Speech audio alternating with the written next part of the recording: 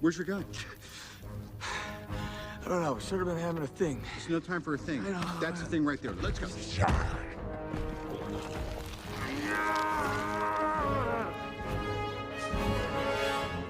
Dude, you're embarrassing me in front of the I'm wizards. sorry. Either I can't or he won't. It's all right. Like, I don't... Hey, stand down. Keep an eye on him. Thank you. I have it.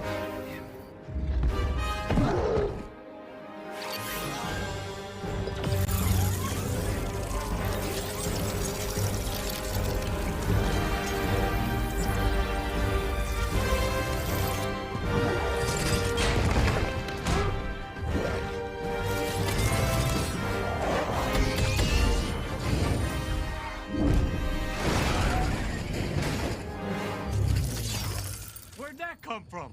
It's nanotech. You like it?